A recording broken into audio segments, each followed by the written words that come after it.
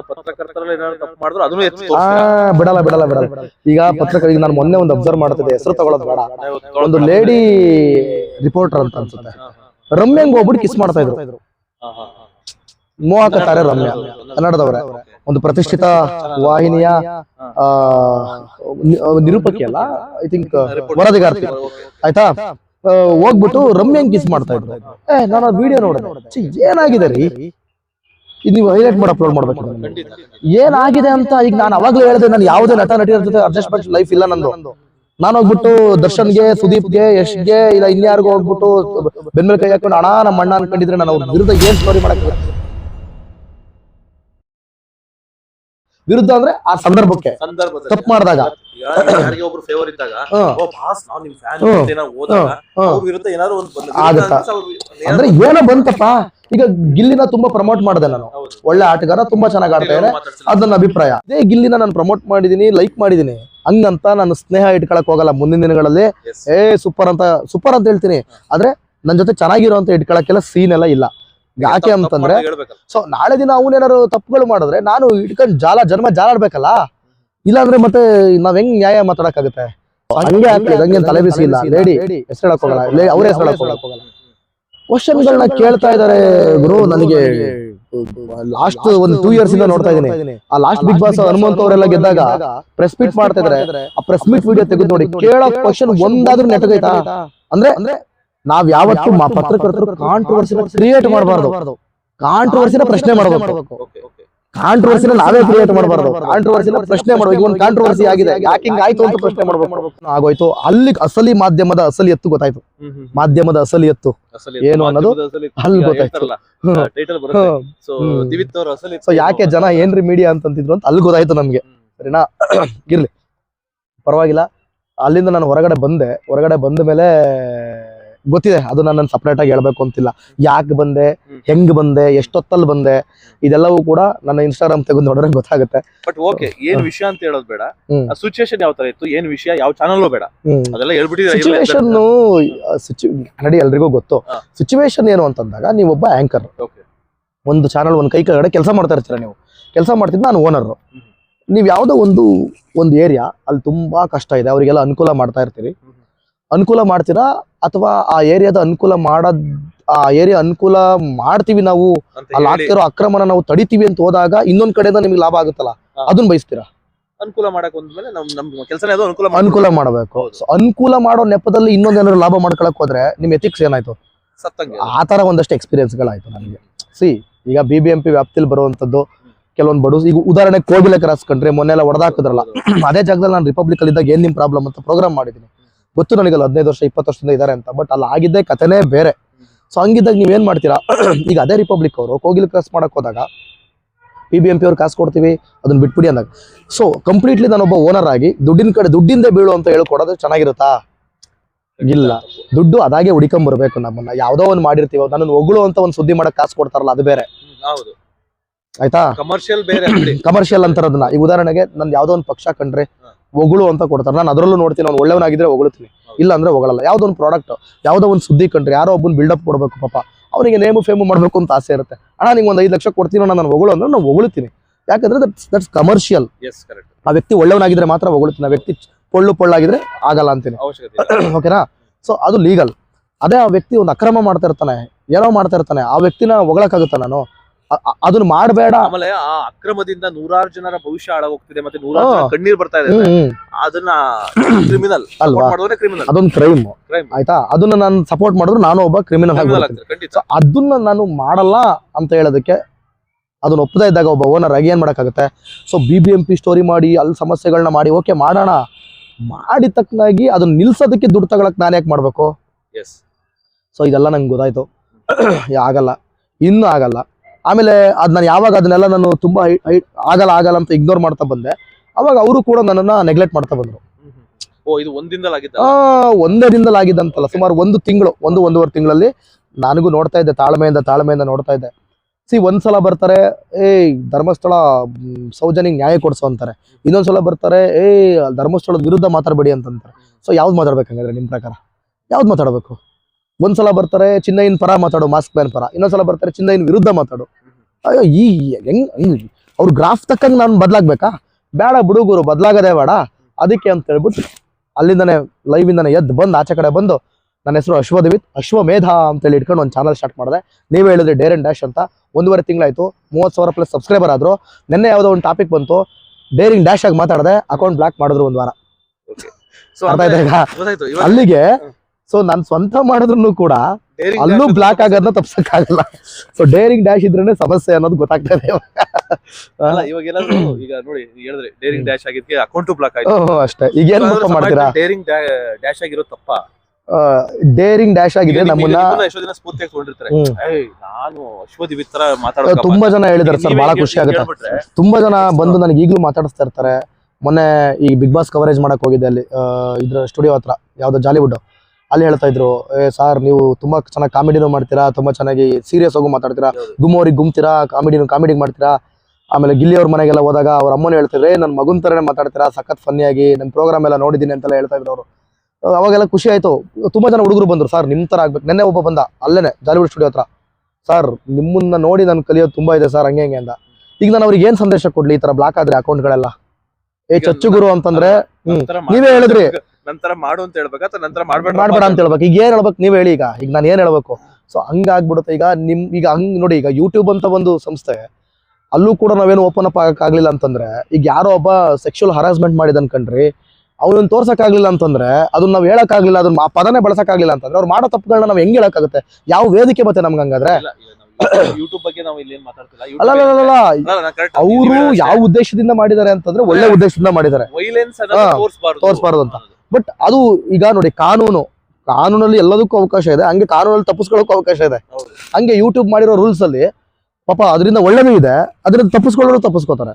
ಈಗ ಅದೊಂದು ಕೆಟ್ಟದನ್ನ ತೋರಿಸಿಲ್ಲ ಅಂದ್ರೆ ಹೆಂಗ್ ಜನಕ್ಕೆ ಗೊತ್ತಾಗುತ್ತೆ? ಅದನ್ನ ನಾನು ಹೇಳ್ತಾ ಇರೋದು. ಹಿಂಗ್ ಸಡನ್ ಆಗಿ ಬ್ಲಾಕ್ ಮಾಡಿ ವಾರಗಟ್ಲೆ ಅಪ್ಲೋಡ್ ಮಾಡ್ದಂಗ್ ಕೂರಿಸ್ಬಿಟ್ರೆ ಏನ್ ನಾವು ನಂಬಿ ಎಲ್ಲ ಬಿಟ್ಟು ಸಂಬಳ ಬಿಟ್ಟು ಬಂದವ್ರು ನಮ್ ಕತೆ ಏನಾಗ್ಬೇಕು ಅಲ್ವಾ?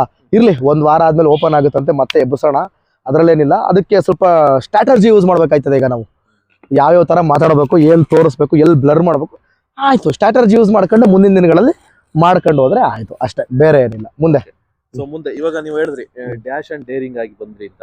ಸೊ ಡ್ಯಾಶ್ ಅಂಡ್ ಡೇರಿಂಗ್ ಆಗಿ ಬಂದ ಮೇಲೆ ಈಗ ಆಲ್ಮೋಸ್ಟ್ 1-2 ವರ್ಷ 1.5 ವರ್ಷ ಆಯ್ತಾ ಬಿಟ್ಟು ಸಂಸ್ಥೆಗಳು ಬಿಟ್ಟು? ಇಲ್ಲ, ಏನು 6-7-8 ತಿಂಗಳಾಗಿದೆ ಅಷ್ಟೇ. 8 ತಿಂಗಳಾಗಿದೆ. ಈಗ ಹೇಗಿದೆ ಲೈಫ್? ಆಗ ಹೇಗಿತ್ತು, ಈಗ ಹೇಗಿದೆ ಸರ್? ಈಗ ಒಂದ್ ಪಡ್ಕೋಬೇಕು ಅಂದ್ರೆ ಒಂದ್ ಕಳ್ಕೊಬೇಕು ಅನ್ನೋದು ನಮ್ಮ, ಅದ್ರಲ್ಲೂ ಪ್ರಮುಖ ಭಾರತೀಯರ ತತ್ವ ಅದು.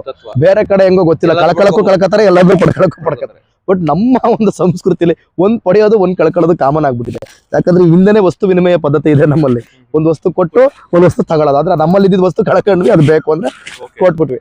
ಅದು ನಮ್ಮಲ್ಲಿ ಮುಂಚೆನೆಯಿಂದನೇ ಬ್ಲಡ್ ಇಂದಾನೆ ಬಂದ್ಬಿಟ್ಟಿದೆ, ಭೂಮಿಯಿಂದಾನೇ ಬಂದ್ಬಿಟ್ಟಿದೆ ಅದು. ಸೊ ಹಿಂಗಿದ್ದಾಗ ಇಲ್ಲಿ ಏನಿದೆ ಅಂತಂದಾಗ, ಈಗ ನೋಡಿ, ಕಳ್ಕೊಂಡಿದ್ದೇನೀಗ ನಾನು ಸಡನ್ ಆಗಿ ಬ್ಲಾಕ್ ಆಯ್ತು. ಸೊ 1 ವಾರದ ಏನ್ ಓಡ್ಬೇಕಿತ್ತು, ಅದರಿಂದ ಬರೋ ಯೂಟ್ಯೂಬ್ ಇಂದ ಬರೋ ಪೇಮೆಂಟ್ ಇವೆಲ್ಲ ನಾನು ಕಳ್ಕೊಂಡೆ. ಸೊ ಪಡ್ಕೊಂಡಿದ್ದೇನು ನೆಮ್ಮದಿ. ಅಲ್ಲಿ ಕಟ್ಲೆ ಕೆಲಸ ಮಾಡ್ಬೇಕಿತ್ತು, ನೀವು ಹಂಗ್ ಈಗ ನೀವು ಕರ್ದ್ ಕೂಡಲೇ ಬಂದೆ, ಆಯ್ತಾ? ಆಗ್ತಾ ಇರ್ಲಿಲ್ಲ. ಆಮೇಲೆ ಬೆಳಗ್ಗೆ 6 ಗಂಟೆ ಶಿಫ್ಟ್, ರಾತ್ರಿ ಅದು ನಾನು ಇಷ್ಟಪಟ್ಟು ಮಾಡ್ತಿದ್ದೆ ಬಿಡಿ, ಅದು ಬೇರೆ. ನಾನು ಇಷ್ಟಪಟ್ಟು ಮಾಡ್ತಾ ಇದ್ದೆ, ಅದ್ರಲ್ಲಿಲ್ಲ. ಬಟ್ ಹೋಗ್ತಾ ತುಂಬಾ ಹೆಲ್ತ್ ಇಶ್ಯೂಸ್ ಆಯ್ತು, ನಿಮಗೆ ಗೊತ್ತಿರ್ಬೋದು, ಸಖತ್ ಹೆಲ್ತ್ ಇಶ್ಯೂಸ್ ಆಯ್ತು. ಆದ್ರೆ ಅಷ್ಟೊಂದು ನಿಮ್ಗೆ ಅಷ್ಟೊಂದು ಗೊತ್ತಿರ್ಲಿಲ್ಲ. ಆದ್ರೆ ನನ್ ಬಗ್ಗೆ ಗೊತ್ತು, ಆದ್ರೆ ನಾವು ಮಾತಾಡ್ತಾ ಇರ್ಲಿಲ್ಲ ಜಾಸ್ತಿ. ಇವ್ರಲ್ಲಿ ಕೆಲಸ ಮಾಡ್ಕೊಂಡೆ ಇಲ್ಲಿ ಯೂಟ್ಯೂಬ್ ಚಾನಲ್ ಚರ್ಚಿಸ್ತಾ ಇದ್ರು ಅನ್ನೋದು ಆಮೇಲೆ ನಮಗೂ ಗೊತ್ತಾಯ್ತು. ಈಗ ಹುಷಾರಿರ್ಲಿಲ್ಲ, ಮಲ್ಲಿಗೆ ಆಸ್ಪತ್ರೆಯಲ್ಲಿ ಅಡ್ಮಿಟ್ ಆಗಿ ಹೋಗ್ಬಿಟ್ಟಿದೆ. ಸೊ ಇಂಥದ್ದನ್ನ ಪಡ್ಕೊಂಡಿದ್ದೀನಿ, ಹೆಲ್ತಿ ಆಗಿದ್ದೀನಿ ಇವಾಗ. ಅಂದ್ರೆ ಆರಾಮಾಗಿ ಎದಂತೀನಿ, ಆರಾಮಾಗಿ ಮಲಗ್ತೀನಿ. ಏನಾದ್ರು ಬೇಕಾ ನಂದೇ ಕಂಟೆಂಟ್, ಓನ್ ಕಂಟೆಂಟು, ಅದು ಮಾಡಬೇಡ ಇದು ಮಾಡಬೇಡ ಇಲ್ಲ, ಅವ್ರಿಗೆ ನ್ಯಾಯ ಕೊಡಿಸ್ಬೇಕಾ ನ್ಯಾಯ. ನೀವು ಉದಾಹರಣೆ ನೋಡಿರ್ಬೋದು, ಮೊನ್ನೆ ಚಿಕ್ಕಮಂಗ್ಳೂರು ಕಾಲೇಜ್ ಮೆಡಿಕಲ್ ಕಾಲೇಜ್ ಒಂದು ಸ್ಟೋರಿ ಮಾಡಿದ್ರೆ ದೊಡ್ಡ ಇಶ್ಯೂ ಆಗೋಯ್ತದು. ನಾನು ಮಾಡೋದ್ಮೇಲೆ ಎಲ್ಲಾ ಸ್ಟೇಟ್ ಚಾನಲರು ಮಾಡಿದ್ರು. ಸೊ ಹಂಗಿದ್ಮೇಲೆ ನಾನೇ ಒಂದು ಬ್ರ್ಯಾಂಡ್ ಕ್ರಿಯೇಟ್ ಮಾಡೋದ್ಮೇಲೆ ಮತ್ತೆ ಯಾಕೆ ನಮ್ಮ ಪತ್ರಕರ್ತರಲ್ಲಿ ಏನಾದ್ರು ತಪ್ಪು ಮಾಡಿದ್ರು ಅದನ್ನು ಎತ್ತಿ ಬಿಡಲ್ಲ. ಈಗ ಈಗ ನಾನು ಮೊನ್ನೆ ಒಂದು ಅಬ್ಸರ್ವ್ ಮಾಡ್ತಿದ್ದೆ, ಹೆಸರು ತಗೊಳ್ಳೋದು ಬೇಡ, ಒಂದು ಲೇಡಿ ರಿಪೋರ್ಟರ್ ಅಂತ ಅನ್ಸುತ್ತೆ, ರಮ್ಯಂಗ್ ಹೋಗ್ಬಿಟ್ಟು ಕಿಸ್ ಮಾಡ್ತಾ ಇದ್ರು. ಮೋಹಕ ತಾರೆ ರಮ್ಯಾ, ಕನ್ನಡದವ್ರೆ, ಒಂದು ಪ್ರತಿಷ್ಠಿತ ವಾಹಿನಿಯ ನಿರೂಪಕಿ ಅಲ್ಲ, ಐ ಥಿಂಕ್ ವರದಿಗಾರ್ತಿ, ಆಯ್ತಾ? ಹೋಗ್ಬಿಟ್ಟು ರಮ್ಯಂಗ್ ಕಿಸ್ ಮಾಡ್ತಾ ಇದ್ರು. ನಾನು ಆ ವಿಡಿಯೋ ನೋಡಿದೆ. ಏನಾಗಿದೆ ರೀ ಇದು? ನೀವು ಹೈಲೈಟ್ ಮಾಡಿ ಅಪ್ಲೋಡ್ ಮಾಡ್ಬೇಕಿದೆ ನಮ್ಗೆ, ಏನಾಗಿದೆ ಅಂತ. ಈಗ ನಾನು ಅವಾಗ್ಲೇ ಹೇಳಿದೆ, ನಾನು ಯಾವುದೇ ನಟ ನಟಿಯರ ಜೊತೆ ಅಡ್ಜಸ್ಟ್ಮೆಂಟ್ ಲೈಫ್ ಇಲ್ಲ ನಂದು. ನಾನು ಹೋಗ್ಬಿಟ್ಟು ದರ್ಶನ್ಗೆ, ಸುದೀಪ್ಗೆ, ಯಶ್ಗೆ, ಇಲ್ಲ ಇನ್ಯಾರಿಗೂ ಹೋಗ್ಬಿಟ್ಟು ಬೆನ್ಮೇಲೆ ಕೈ ಹಾಕೊಂಡು ಅಣ್ಣ ನಮ್ಮ ಅಣ್ಣ ಅನ್ಕೊಂಡಿದ್ರೆ ನಾನು ಅವ್ರ ವಿರುದ್ಧ ಏನ್ ಸ್ಟೋರಿ ಮಾಡಕ್ಕಾಗ, ವಿರುದ್ಧ ಅಂದ್ರೆ ಆ ಸಂದರ್ಭಕ್ಕೆ ತಪ್ಪು ಮಾಡಿದಾಗ ಯಾರಿಗೆ ಒಬ್ರು ಫೇವರ್ ಇದ್ದಾಗ ಓ ಬಾಸ್ ನಾವು ನಿಮ್ ಫ್ಯಾನ್ ಏನೋ ಹೋದಾಗ ಅವ್ರ ವಿರುದ್ಧ ಏನಾದ್ರು ಒಂದು ಆಗತ್ತಾ ಅಂದ್ರೆ ಏನೋ ಬಂತಪ್ಪ. ಈಗ ಗಿಲ್ಲಿನ ತುಂಬಾ ಪ್ರಮೋಟ್ ಮಾಡಿದೆ ನಾನು, ಒಳ್ಳೆ ಆಟಗಾರ, ತುಂಬಾ ಚೆನ್ನಾಗಿ ಆಡ್ತಾ ಇದ್ದಾರೆ, ಅದ್ ನನ್ನ ಅಭಿಪ್ರಾಯ. ಇಲ್ಲ ಮಾತಾಡ್ಸಿಲ್ಲ, ಎಲ್ಲರದು ಮುಗಿಲಿ ಗಜಿಬಿಜಿ ಅಂತ ಎಲ್ಲಾ ಕಿತ್ತಾಡ್ಕೊಂಡು ಸ್ನೇಹ ಇಲ್ಲ ಅಂತ ಅಷ್ಟೊಂದೆಲ್ಲ ಸ್ನೇಹ ಇಲ್ಲ. ಮಾತಾಡ್ಸೋಣ ಅವ್ರನ್ನ ಯಾವಾಗ ಅಂತಂದ್ರೆ ಇವ್ರೆಲ್ಲ ಮಾತಾಡ್ತಾರಲ್ಲ, ಇವ್ರು ಕೇಳಿರೋ ಕ್ವಶನ್ ಬಿಟ್ಟು ನಾನೇನಾರು ಹುಡುಕ್ತೀನಿ ಡಿಫ್ರೆಂಟ್ ಆಗಿ, ಆಯ್ತಾ. ಸೊ ಇದೇ ಗಿಲ್ಲಿನ ನಾನು ಪ್ರಮೋಟ್ ಮಾಡಿದೀನಿ, ಲೈಕ್ ಮಾಡಿದೀನಿ, ಹಂಗಂತ ನಾನು ಸ್ನೇಹ ಇಟ್ಕೊಳಕ್ ಹೋಗಲ್ಲ. ಮುಂದಿನ ದಿನಗಳಲ್ಲಿ ಸೂಪರ್ ಅಂತ ಹೇಳ್ತೀನಿ, ಆದ್ರೆ ನನ್ ಜೊತೆ ಚೆನ್ನಾಗಿರೋ ಅಂತ ಇಟ್ಕೊಳಕ್ಕೆಲ್ಲ ಸೀನ್ ಎಲ್ಲ ಇಲ್ಲ. ಯಾಕೆ ಅಂತಂದ್ರೆ ಅದೇ ಗಿಲ್ಲಿ ಮೊನ್ನೆ ಯಾವ್ದೋ ಒಂದು ಟಿವಿ ನೈನ್ಗೇನೋ ಇದ್ ಕೊಡ್ಬೇಕು, ನ್ಯೂಸ್ 18 ಅನ್ಸುತ್ತೆ, ಟಿವಿ ನೈನ್ಗೆ ನ್ಯೂಸ್ 18 ಕೊಡ್ಬೇಕಾದ್ರೆ ಅಣ್ಣ ನನಗೆ ಭಯ ಆಯ್ತದೆ, ಇಷ್ಟೊಂದು ಜನ ಇದನ್ನ ನಾನೇನಾದ್ರು ಮುಂದಿನ ದಿನಗಳಲ್ಲಿ ತಪ್ಪು ಮಾಡ್ಬಿಟ್ರೆ ಅವಾಗ ಹೆಂಗ್ ನೋಡ್ತಾರೆ ನನ್ನ ಅಂತ. ಅಂದ್ರೆ ಆ ಮಾತು ಹೇಳ್ಬಾರ್ದಿತ್ತು, ತಪ್ಪು ಮಾಡ್ಬಿಟ್ರೆ ಅನ್ನೋದು ಬರ್ಲೇಬಾರ್ದು ಮೈಂಡಲ್ಲಿ. ಅವ್ರಿಗೆ ಆ ಭಯನೂ ಇದೆ, ನನಗೂ ಇದೆ ಆ ಭಯ, ಅದು ಹೇಳ್ಕೊಂಬಾರ್ದು. ಅವ್ರು ಹೇಳ್ಕೊಂಡ್ರು, ಅದು ಅವ್ರ ಒಳ್ಳೆತನ. ಯಾಕಂತಂದ್ರೆ ನಾಳೆ ದಿನ ಜನರ ಮೈಂಡ್ಗೆ ಇವ್ನು ತಪ್ಪು ಮಾಡ್ಬೋದು, ಹಂಗಾರೆ ಏನೋ ತಪ್ಪಿದೆ ಅಂತ ಅನ್ನೋ ತರ ಬಂದ್ಬಿಡುತ್ತೆ. ಹುಡುಗ ಹಂಗಲ್ಲ ಹೇಳಿದ್ದು. ಸೊ ನಾಳೆ ದಿನ ಅವನೇನಾರು ತಪ್ಪುಗಳು ಮಾಡಿದ್ರೆ ನಾನು ಇಟ್ಕೊಂಡು ಜನ್ಮ ಜಾಲಾಡ್ಬೇಕಲ್ಲ, ಇಲ್ಲಾಂದ್ರೆ ಮತ್ತೆ ನಾವ್ ಹೆಂಗ್ ನ್ಯಾಯ ಮಾತಾಡಕ್ಕಾಗುತ್ತೆ. ಸೊ ಹಂಗೆ ಆ ಒಂದು ವರದಿಗಾರ್ತಿ ಏನೋ ರಿಪೋರ್ಟರ್ ಇದಾರಲ್ಲ, ಅವ್ರು ಹೋಗ್ಬಿಟ್ಟು ರಮ್ಮಿಂಗ್ ಮುತ್ಕೊಟ್ರೆ ನಾಳೆ ದಿನ ಬಂತಪ್ಪ, ರಮ್ಮಿಂದ ಯಾವ್ದೋ ಒಂದು ಬಂತು ಹುಡುಗರ ಬಗ್ಗೆ ಮಾತಾಡಿದ್ದು, ಪುರುಷರ ಬಗ್ಗೆ, ಅವಾಗ ಹೆಂಗ್ ಧ್ವನಿ ಎತ್ತಕ್ಕಾಗುತ್ತೆ ನಾವು? ಹೆಂಗ್ ಧ್ವನಿ ಎತ್ತಕ್ಕಾಗುತ್ತೆ? ನೀವು ಉದಾಹರಣೆ ನಿಶ್ವಿಕಾ ನಾಯ್ಡು ಮತ್ತೆ ಇವರೆಲ್ಲ ನನ್ನ ವಿಚಾರದಲ್ಲಿ ಕಾಂಟ್ರವರ್ಸಿ ಆಗಿದ್ದೀನಿ, ಗೊತ್ತಲ್ವಾ ಅದು? ಈಗ ನಾನು ಅವ್ರ ಜೊತೆ ಕ್ಲೋಸ್ ಆಗಿದ್ದೀರಿ, ನಾನು ಹೆಂಗ್ ಅವ್ರು ಹೇಳಿದ್ನ ನೀವ್ ಹೇಳಿದ್ರೆ ತಪ್ಪು ಕಂಡ್ರಿ ಅಂತ ನಾನು ಹೆಂಗ್ ಹೇಳಕ್ಕಾಗ್ತಿತ್ತು? ಅವ್ರ ಜೊತೆ ಕ್ಲೋಸ್ ಆಗಿದ್ರೆ ಆಗ್ತಾನೆ ಇರಲಿಲ್ಲ. ಮುತ್ಕೊಡೋದಂತೆ, ಆಮೇಲೆ ಇನ್ನೊಂದು ನೋಡ್ತಾ ಇದ್ದೆ, ಇನ್ನೊಬ್ರು ನೋಡ್ತಾ ಇದ್ದೆ, ಟಿವಿ ನೈನ್ ರಿಪೋರ್ಟ್ರು, ಹಂಗೆ ಹಾಕಳಿ ಹಂಗೇನು ತಲೆ ಬಿಸಿ ಇಲ್ಲ, ಲೇಡಿ ಹೆಸರು ಹೇಳಕ್ ಹೋಗಲ್ಲ, ಅವ್ರ ಹೆಸರು ಹೇಳಕ್ ಹೋಗಲ್ಲ. ಕ್ವಶನ್ಗಳನ್ನ ಕೇಳ್ತಾ ಇದ್ದಾರೆ ಗುರು. ನನಗೆ ಲಾಸ್ಟ್ ಒಂದು 2 years ಇಂದ ನೋಡ್ತಾ ಇದ್ದೀನಿ. ಆ ಲಾಸ್ಟ್ ಬಿಗ್ ಬಾಸ್ ಹನುಮಂತ್ ಅವರೆಲ್ಲ ಗೆದ್ದಾಗ ಪ್ರೆಸ್ ಮೀಟ್ ಮಾಡ್ತಾ ಇದಾರೆ, ಆ ಪ್ರೆಸ್ ಮೀಟ್ ವಿಡಿಯೋ ತೆಗೆದು ನೋಡಿ, ಕೇಳೋ ಕ್ವಶನ್ ಒಂದಾದ್ರೂ ನೆಟ್ಟಗೈತಾ? ಅಂದ್ರೆ ನಾವ್ ಯಾವತ್ತು ಪತ್ರಕರ್ತರು ಕಾಂಟ್ರವರ್ಸಿನ ಕ್ರಿಯೇಟ್ ಮಾಡಬಾರ್ದು, ಕಾಂಟ್ರವರ್ಸಿನ ಪ್ರಶ್ನೆ ಮಾಡ್ಬೇಕು. ಕಾಂಟ್ರವರ್ಸಿನ ನಾವೇ ಕ್ರಿಯೇಟ್ ಮಾಡಬಾರ್ದು, ಕಾಂಟ್ರವರ್ಸಿನ ಪ್ರಶ್ನೆ ಮಾಡ್ಬೇಕು. ಒಂದು ಕಾಂಟ್ರವರ್ಸಿ ಆಗಿದೆ, ಯಾಕೆ ಹಿಂಗ್ ಆಯ್ತು ಅಂತ ಪ್ರಶ್ನೆ ಮಾಡ್ಬೇಕು. ಅದ್ರಲ್ಲಿ ಒಂದು ಕಾಂಟ್ರವರ್ಸಿ ಅವನೇನೋ ಸ್ಟೇಟ್ಮೆಂಟ್ ಕೊಡೋದ್ರಲ್ಲಿ ಕಾಂಟ್ರವರ್ಸಿ ಹುಡ್ಕೊಂಡು ಅದನ್ನ ನಾವೇನೋ ಮಾಡಕ್ಕಾಗಲ್ಲ. ಬಟ್ ಕಾಂಟ್ರವರ್ಸಿ ಕ್ರಿಯೇಟ್ ಮಾಡ್ಬಾರ್ದು. ಎಕ್ಸಾಂಪಲ್ ಹೇಳ್ತೀನಿ, ನನಗೆ ಎಕ್ಸಾಂಪಲ್ ಹೇಳ್ಬಿಡ್ತೀನಿ ನಿಮಗೆ. ಈಗ ಧನುಷ್ ಗೊತ್ತಾ ನಿಮ್ಗೆ, ಬಿಗ್ ಬಾಸ್ ಪ್ಲೇಯರ್, ಅವ್ರನ್ನ ಇಂಟರ್ವ್ಯೂ ಮಾಡ್ತಾ ಇದ್ರು ಒಬ್ರು ಲೇಡಿ ರಿಪೋರ್ಟರು. ಅವರು ಕೇಳ್ತಾ ಇದ್ದಾರೆ, ಅಶ್ವಿನಿ ಅವರು ಹೇಳಿದ್ರು ಗಿಲ್ಲಿ ಬಟ್ಟೆ ಅದ್ರ ಬಡತನದ ಬಗ್ಗೆ, ರೂಪ ಅಂದ್ರೆ ಅವನು ಗೆಟಪ್ ಹಾಕೊಂಡು ವಿನ್ ಆಗಿರೋದು ಅಂತ. ಓಕೆ, ಅದ್ರ ಅಭಿಪ್ರಾಯನ ಧನುಷ್ ಏನ್ ಹೇಳ್ಬೋದು ಕೇಳಿ, ಸೂಕ್ತ ಅದನ್ನ ಕೇಳಿ ಸೂಕ್ತ, ತೊಂದರೆ ಇಲ್ಲ. ಯಾಕಂದ್ರೆ ಅವ್ರು ಬಿಗ್ ಬಾಸ್ಗೆ ಅವ್ರಿಗೂ ಸಂಬಂಧ ಇದೆ, ಸೂಕ್ತ. ಆಮೇಲೆ ಇನ್ನೊಂದು ಕ್ವಶನ್ ಕೇಳ್ತಾರೆ, ಗಿಲ್ಲಿ ಮಾಡಿದ್ರಲ್ಲಿ ಏನೋ ಹಂಗಂತೇನಿಲ್ಲ, ಅವನು ಟ್ಯಾಲೆಂಟ್ ಇಂದ ಅವ್ನು ಗೆದ್ದ ಅಂತ ಧನುಷ್ ಅವ್ರು ಹೇಳ್ತಾರೆ. ಗಿಲ್ಲಿ ಅವರು ನಿಮ್ಮನ್ನ ಟಾರ್ಗೆಟ್ ಮಾಡ್ತಾ ಇದ್ರು ಅಂತ ಹೇಳ್ಬಿಡ್ತಾರೆ. ಧನುಷ್ಗೆ ಅದು ಗೊತ್ತಿರ್ಲಿಲ್ಲ, ಆಕ್ಚುಲಿ ಗೊತ್ತಿರ್ಲಿಲ್ಲ ಅದು. ಇವ್ರು ರಿಪೋರ್ಟ್ರೆ ಹಾಕೊಡ್ತಾರೆ ಒಂದು, ಆಯ್ತಾ? ಓಕೆ, ಅದ್ರಲ್ಲೂ ಏನು ಪ್ರಾಬ್ಲಮ್ ಇಲ್ಲ, ಹಾಕೊಡ್ತಾರೆ. ಹೌದಾ ಹೆಂಗೆ ಅಂತ ಹಿಂಗ್ ಕೇಳಿದಾಗ, ನಿಮ್ಮನ್ನ ನಾಮಿನೇಟ್ ಮಾಡಿದ್ರು 1-2 ಸಲ, ಆಯ್ತಾ? ನಾನಂದೆ ಮೋಸ್ಟ್ಲಿ ಟಾರ್ಗೆಟ್ ಮಾಡಿದ್ರು, ಯಾವ ತರ ಟಾರ್ಗೆಟ್ ಮಾಡಿರ್ಬೋದು, ಮುಂದಕ್ಕೆ ಹೆಂಗಿರುತ್ತೆ ಇವ್ರ ಕ್ವಶನ್ ಅಂತ ನಾನು ಎಕ್ಸ್ಪೆಕ್ಟ್ ಮಾಡ್ತಾ ಇದ್ದೆ.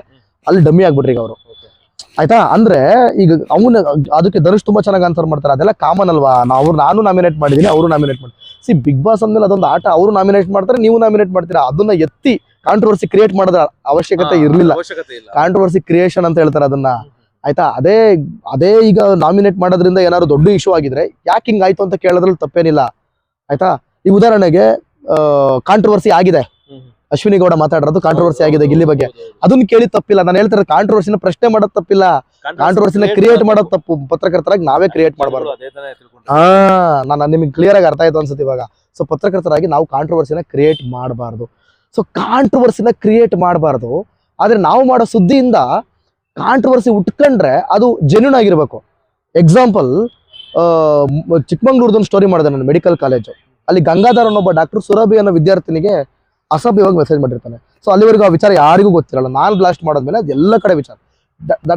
ಅದು ಕೂಡ ಒಂದು ಕಾಂಟ್ರವರ್ಸಿನೇ, ಆದ್ರೆ ಅದು ನಾನ್ ಕ್ರಿಯೇಟ್ ಮಾಡದೆ ಅಂತಲ್ಲ, ಅದು ಅಲ್ಲ ಆಗಿರೋ ಅಪರಾಧದಿಂದ ಉಟ್ಕೊಂಡಿದ್, ಅದ್ ನಿಜ, ಅದು ಸಾಬೀತಾಗಿದ್ದಕ್ಕೆ ಉಟ್ಕೊಂಡಂತ. ಇಲ್ದೇ ಇರೋದನ್ನ ಕೇಳಿ, ಇಲ್ದೇ ಇರೋದನ್ನ ಮಾತಾಡಿ ಕಾಂಟ್ರವರ್ಸಿ ಕ್ರಿಯೇಟ್ ಮಾಡಬಾರ್ದು. ಬೇಡವಾಗಿರೋ ಬೇಡದ ಪ್ರಶ್ನೆಗಳನ್ನ ಕೇಳಿ ನಾವು ಕಾಂಟ್ರವರ್ಸಿ ಕ್ರಿಯೇಟ್ ಮಾಡಬಾರ್ದು ಅಂತ ನನ್ನ ಅಭಿಪ್ರಾಯ. ಸೊ ಮುಂದಿನ ದಿನಗಳಲ್ಲಿ ನನಗೆ ನಂಬಿಕೆ ಇದೆ, ನಿಜವಾಗ್ಲೂ ನಂಬಿಕೆ ಇದೆ, ನಾನೇನು ತಪ್ಪು ಮಾಡಲ್ಲ, ಮುಂದಿನ ದಿನಗಳಲ್ಲಿ ಮಾಡಬಾರ್ದು ಅಂತ ನಾನು ಹೆಂಗಿದ್ದೀನೋ ನಾನು ಹಂಗೆ ನನ್ನ ಲೈಫಲ್ಲಿ ನಾನು ನಮ್ಮ ಅಪ್ಪ ಅಮ್ಮ ಅನ್ಕೊಂಡು ಹೋಗ್ತೀನಿ. ಸೊ ನಾನೇನು ತಪ್ಪು ಮಾಡಲ್ಲ ಅಂತಂದಾಗ ನಾನು ರಿಪೋರ್ಟರ್ಗಳನ್ನ ಬೆಂಡತ್ತಕ್ಕೂ ನಾನು ಎದುರಲ್ಲ. ರಿಪೋರ್ಟರ್ಗಳು ಎದುರಲ್ಲ ಅಂದ್ರೆ ಮೀಡಿಯಾದವ್ರನ್ನು ಆಗ್ಬೋದು. ಮೀಡಿಯಾದವ್ರನ್ನು ಕೂಡ ಬೆಂಡತ್ತರಲ್ಲ ನಾನು ಎದುರಲ್ಲ. ನಾವು 4 ಜನ ಬುದ್ಧಿ ಹೇಳ್ತೀವಿ ಅಂದ್ರೆ ನಾವು ಸರಿಯಾಗಿರ್ಬೇಕು. ಹೌದೌದು, ನಾವು ಸರಿಯಾಗಿರ್ಬೇಕು. ಈಗ ನಾನೊಂದು ಡ್ರಿಂಕ್ಸ್ ಮಾಡಲ್ಲ, ಒಂದು ಸಿಗರೇಟ್ ಇಲ್ಲ, ಒಂದೆಲ್ಲ ಕುಡಿದು ಬೀಳಲ್ಲ, ಬೇರೆ ಹುಡುಗಿರ ಚಟಗಳು ಅವು ಇವು ಏನೂ ಇಲ್ಲ. ಸೊ ನಾನಾಯ್ತು, ನನ್ನ ಕೆಲಸ ಆಯ್ತು, ಒಂದು ಲವ್ ಮಾಡಿದೆ, ಅದು ಹಾಕ್ಸ್ಕೊಂತು ಆಯ್ತು ಅನ್ಕೊಂಡು ಸುಮ್ಮನಿದ್ದೀನಿ. ಈಗ ಆಗಿದ್ದಾಗಲೇ ಹಣೆಯಲ್ಲಿ ಗೋ ವಿತ್ ಫ್ಲೋ ಹಂಗಿದ್ದೀನಿ. ಹೋಗೋ ದಾರಿಲಿ ಏನಾದ್ರು ತಪ್ಪು ಆಗ್ಬೋದೇನೋ, ಆ ತಪ್ಪಾದ್ರೂ ನನ್ನ ತಪ್ಪಾಗಿದೆ ಅಂತ ಒಪ್ಕೋತೀನಿ ನಾನು ಅಷ್ಟೇ. ಆಯ್ತಾ, ಅದು ಒಪ್ಕೋತೀನಿ, ನಾನು ಅದನ್ನು ಇದು ಮಾಡಲ್ಲ. ಅಕಸ್ಮಾತ್ ತಪ್ಪು ಮಾಡಿಲ್ಲ, ನನ್ನ ಮೇಲೆ ಸುಮ್ಮನೆ ಆರೋಪ ಬಂತು ಅಂದ್ರೆ ಬೀದಿಲಿ ನಿಂತ್ಕೊಂಡು ಹೋರಾಟ ಮಾಡ್ತೀನಿ. ಎಲ್ಲೋ ಫಾರಿನ್ಗೆ ಓಡೋಗಲ್ಲ, ಎಲ್ಲೋ ಎದುರ್ಕೊಂಡು ಎಸ್ಕೇಪ್ ಆಗಲ್ಲ, ಎಲ್ಲೋ ಅದನ್ನ ಸಮರ್ಥನೆ ಮಾಡ್ಕೊಳ್ಳೋ ಕೆಲಸ ಮಾಡಲ್ಲ. ಬೀದಿಲಿ ನಿಂತ್ಕೊಂಡು ಒಬ್ಬನೇ ನಿಂತ್ಕೊಂಡು ನನ್ನ ಬಗ್ಗೆ ಹಿಂಗೆ ಆರೋಪ ಬಂದಿದೆ, ನಂಗೆ ನ್ಯಾಯ ಕೊಡಿಸಿ ಅಂತ ನಿಂತ್ಕೋತೀನಿ. ಯಾಕಂದ್ರೆ ನಾನು ತಪ್ಪು ಮಾಡಿಲ್ಲಲ್ಲ, ನಾನು ಎಲ್ಲೂ ಕದ್ದು ಎಸ್ಕೇಪ್ ಆಗಲ್ಲ. ಇಷ್ಟೇ ಈ